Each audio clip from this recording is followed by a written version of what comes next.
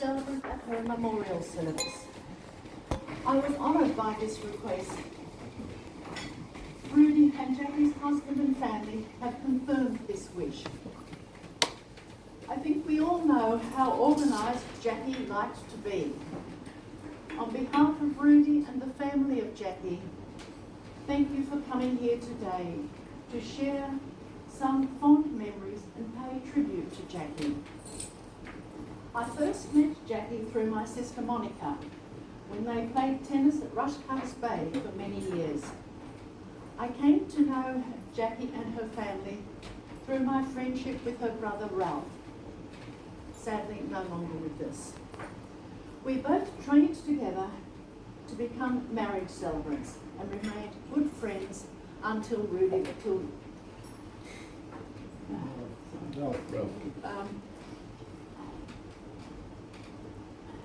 until Ralph's death.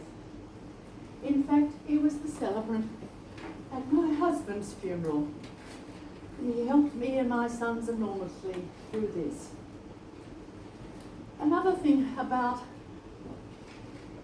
Ralph was his love of the harmonica. You'll hear a little bit more about that. But whenever he rang to wish you happy birthday, as soon as you picked up the phone, you got the microphone, the harmonica playing happy birthday in your ear. In a number of ways, death unites us all. Jackie's death for a time demands that each of us put aside our toil, our cares, our business, our pleasure, to unite ourselves with everyone else here, fellow mourners. It's a time like this that we stop the unrush of life, pause for a little while, and reflect. When we think about Jackie's life, there's quite a lot to reflect on, as you will hear later. Today, you will recall the experience and the relationships you shared with Jackie as we celebrate her life today and take satisfaction that Jackie has been and still is part of your life. Her influence endures and will continue to endure in the unending consequences flowing from her character and deeds. The eulogy of Jackie's amazing life has been lovingly written by her grandson, Edon, with help from Rudy and her children and grandchildren, as would be expected from such a close family. Edon will now read the eulogy.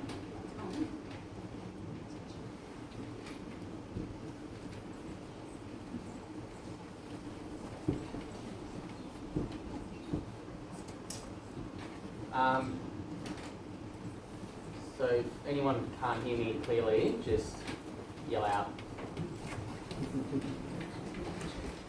So as Carmel introduced, I'm one of the grandsons, and I prepared this with my mum, Michelle, Auntie Laz, and Rudy. So I'm sort of, delivering this on their behalf. And a big thank you to everyone for coming. It means a lot to the family. On the 4th of February 1941, in Johannesburg, South Africa, Jacqueline Paul Reel was born. Jackie was the first child of the Darling parents, Herman and Mariana, who had met on a Red Cross ship whilst fleeing Austria and Germany before the Second World War. The point at which Jackie's mother knew that she had to leave Europe was when her brother, Rudolf Ont, had warned the family of the dangers of Nazism and brewing anti-Semitism from his prison cell in Germany, where he was held for being a communist. Mariana and Herman settled in Joburg, where they got married and began to rebuild their lives with no cousins, no uncles, no aunties, as the very few of their families who were lucky to leave Europe had settled in other corners of the world. Jackie's birth was followed by her beloved brothers, Ralph and Sydney, her best friends, and who she had cared for right until their passing in recent years. She was like the mother hen to her younger brothers, being a constant in their lives. Throughout her younger years, Jackie participated in Jewish youth groups and attended their camps, where she made and maintained lifelong friends, some of whom kept in regular contact and even visited her in her later years of life. She was an ambitious, progressive, and independent woman, an advocate for what she felt was right and what she felt was wrong. Growing up in apartheid South Africa, she didn't accept things for what they were. No mountain was too high, and she certainly didn't accept unjust political value systems. In fact, when she finished high school, her father conservatively dismissed her professional ambition of becoming a teacher, and instead thought it would be best for her just to get married and work in a shop. But that didn't stop a young, determined Jackie, as she obtained a teacher training and later a master's in a lifelong passion of hers, literature. She also volunteered for the Progressive Federal Party, which was the only lawful anti-apartheid political party and a platform for her to protest the regime. As a young woman, she married Harold Cockett, with whom she had Michelle and Laz. Soon after, Jackie and Harold separated when Michelle was about 11. As a single mother, she raised her two daughters, obtained a master's, and learned French, expanding on what was already an impressive linguistic skill set of English, German, Afrikaans, and a bit of Hebrew too. There's an old saying that there's no cure for being a little German, and a little German she certainly was. Her pragmatism, organisation, timeliness, and tidiness were constant characteristics that she acquired from her own upbringing. In fact, she used to correct Michelle and Laz's teachers' own spelling by making them return their spelling sheets to make that point to them. As she struggled on a relatively low teacher salary, she made some extra money teaching Hebrew and lecturing at a teacher's college, all the while involving herself in various cultural corners of Johannesburg, including being the chairperson of the Johannesburg Film Society, singing in classical choir,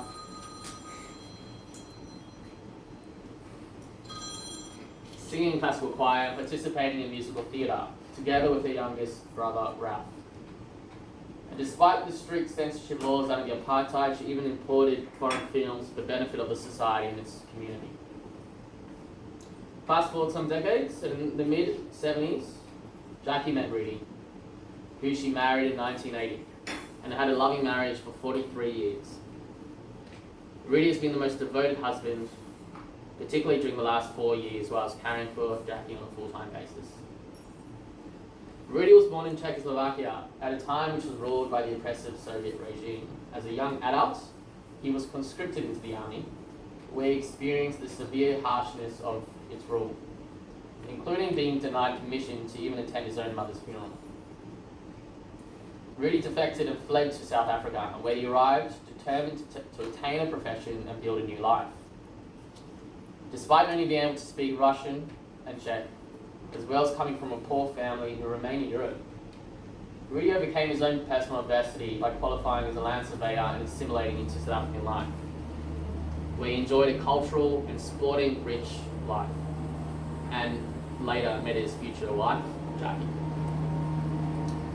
But Jackie and Rudy met in rather fortuitous circumstances. One night, they were each sent on separate blind dates by their friends, and which just happened to be at the same venue. Neither were intended to meet each other, but as they sat and waited for their respective dates, Rudy, in Rudy's own words, he had a little eye on Jackie, and she seemed to be waiting for a date who hadn't arrived yet. So after a little while, Rudy approached Jackie. They chatted and instantly hit it off, all the while disregarding the possibilities and perhaps the embarrassment of their own dates arriving. They spent the night together, dancing and laughing at what I understand was multiple clubs in Johannesburg, and returning home as late as 3 o'clock. As the night ended, it was clear that there was a special love affair, and that, in Rudy's own words, he had met his passion. I've tried to say that word so many times, I just can't get the pronunciation right. But a term of endearment. It came as no surprise that they enjoyed each other's company, as Jackie and Rudy shared many mutual interests and life ambitions. Particularly given that prior to the meeting, Rudy had spent 22 months on an expedition in Antarctica, which caught the keen interest of a similarly adventurous Jackie. Jackie, a sport enthusiast, played hockey in university and tennis with her friends, just to name a few. She was a very competitive woman, and in fact, one day she decided to bring Rudy along to a tennis match on a date early in their courtship, where she thought she'd win her over with her fine tennis skills. She proved herself right, as she usually did, and although she played Rudy off the court, in Rudy's mind he had won the match, as he knew he served an ace in Jackie. Sometime later, at a friend's engagement party, a good friend of Rudy's, Anushka, who also seemingly had a little eye on Rudy, mentioned in front of the both of them, that is Jackie and Rudy, that Rudy and I are going to get married in November. Jackie was quite surprised by this, as she fancied Rudy. However, after a few drinks, Rudy mustered the confidence and wanted to set the record straight with Jackie and asked her on a camping trip to Botswana. Soon after, Rudy, Jackie, Michelle and Laz went on a camping trip where Mum and Laz weren't quite sure whether they survived the night, as the African Big Five roamed the savannah where they camped. It was on this trip that Rudy decided that he wanted to marry Jackie and proposed to her at some time after when they returned from their trip. The Botswana trip was just the start of an adventurous life for the family, as they took a number of trips together, including to the Maluti Ski Club.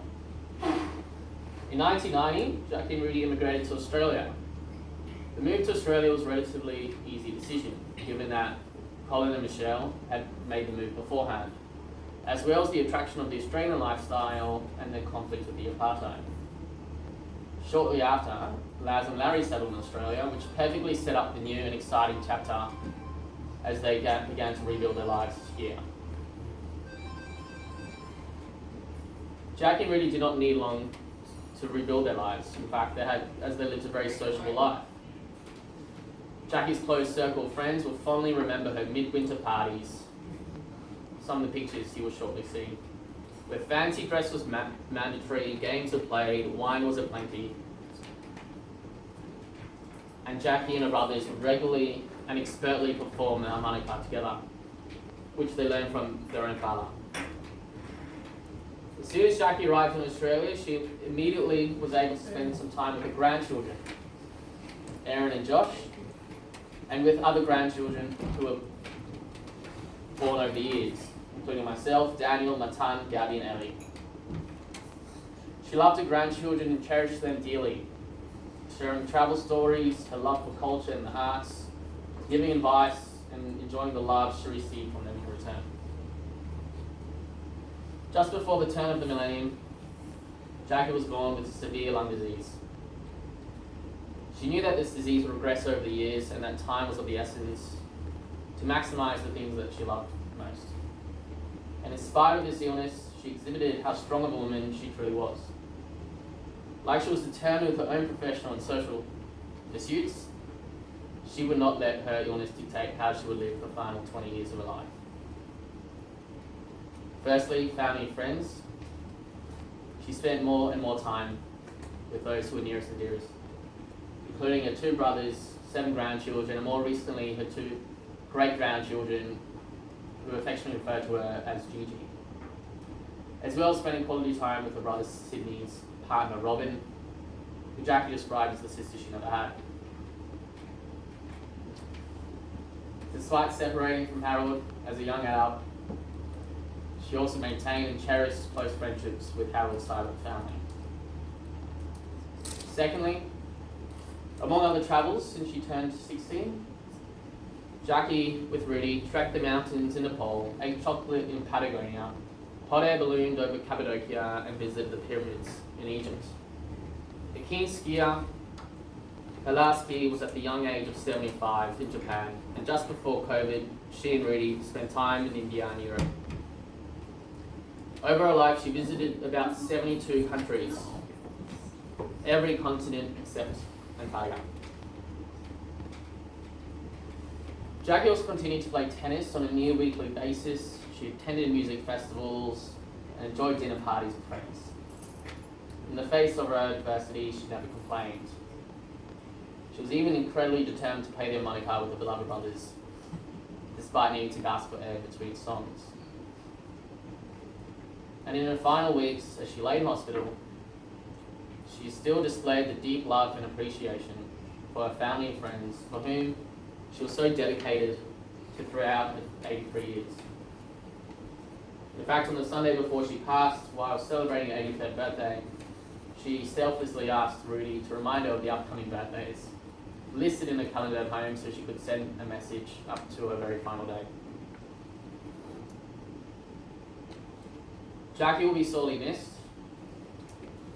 She will be missed playing Quiddler every Sunday night, playing the harmonica with her brothers, family and friends, correcting her family's English and grammar, marvelling at the wonders of Vivaldi, Mozart and Beethoven, watching the tennis until late at night, critiquing literature and films, meticulously planning and documenting her travels, and giving practical advice as well as endless love and care for nearest and dearest. However, she is now at peace and is no doubt doing all those things with her brothers and parents once again.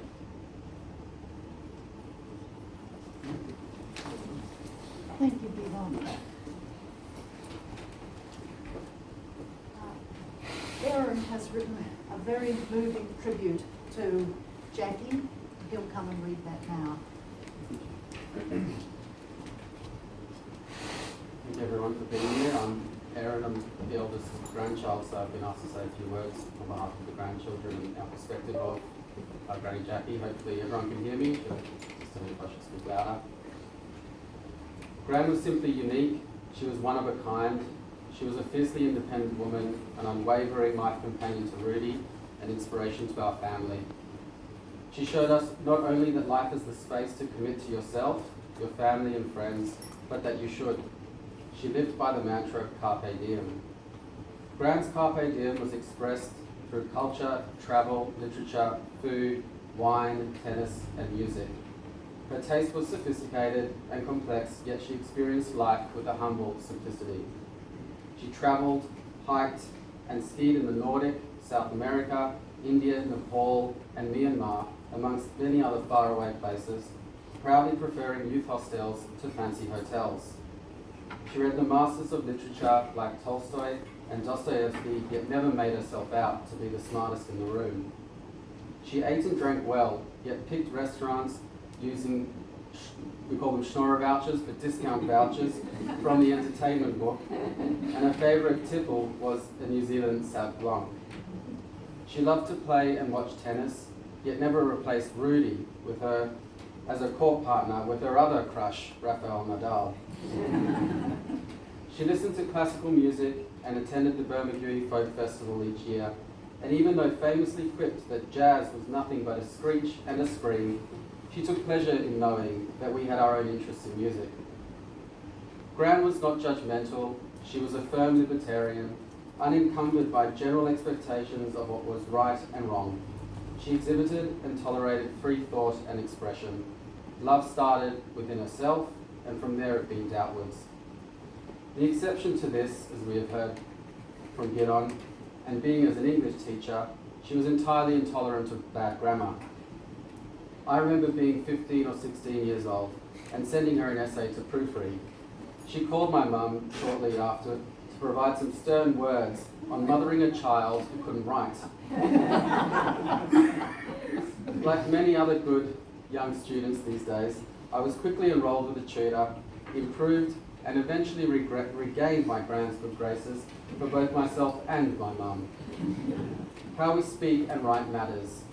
She was a master of language, an astonishing pun artist, with a sharp tongue and exceptional wit.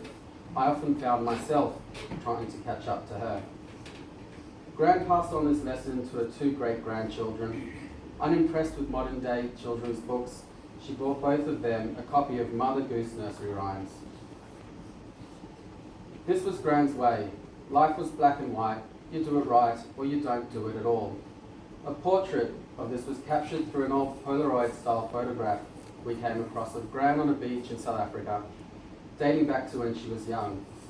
She was a strong, striking mother watching over her children, a true modern woman ahead of her time. Gran battled through these last years with resolute support of Rudy, Mum, Laz, and her family and friends around her. She never complained or asked for help, having us over for tea, check beer, cakes and fruit right till the very end. Demonstrating her usual courage and determination, she would sing quite literally like a dove to her two great-grandchildren, and they would immediately smile. A symbol of a complete dedication to what she always set out to do. Whilst Gran was adventuring to exotic corners of the world, even as recently as 5 years ago, she would send a travelogue by email each day. Here is just one which I thought encapsulates the woman she was and the interest in the world she had, and I wanted to share it with all of you. This email was sent by Granny Jackie on Sunday the 31st of March 2019 from Sri Lanka. Well, we are almost at the end of our trip. Today we say farewell to the lovely beach resort of Ahangala, where we spent the last 3 nights. Our room opened onto the second swimming pool, where one could wallow in the shade of old trees or sit in a spa. The main pool starts at the reception area with the ocean in the background. Our tour guide realised we had missed out on seeing Galé properly, so we were offered another opportunity to bus back. We were happy to take advantage and enjoyed the visit, especially to the Dutch Museum, where we saw lace making done by hand. Quite fascinating. The elderly woman was doing multicoloured lace work, which looked really complicated. Last night, in honour of Earth Hour, the hotel put on a superb barbecue dinner around the pool in the garden and on the beach. What a huge logistical exercise to seat around 400 guests on the dining room furniture and present the buffet beautifully. At 8:30, all but essential lights, for example toilets, portable lamps at the buffet, were switched off, and we enjoyed a candlelit dinner followed by a fire limbo dance. Cheers, Jackie. Well, Gran, you are now finally at peace and enjoying a starlit dinner amongst the clouds with your brothers Sid and Ralph, playing the harmonica, singing songs, and reminiscing about the full life you have lived and left for us. We love and miss you very much. And now we're going to put on a clip of hand it over. Yes, a little video, but I wanted to just say how proud Jackie would have been of her grandsons today, with the beautiful tributes that they have prepared and presented so beautifully. Yes, so now we have a little video involved, referred to before, about harmonicas. Yes.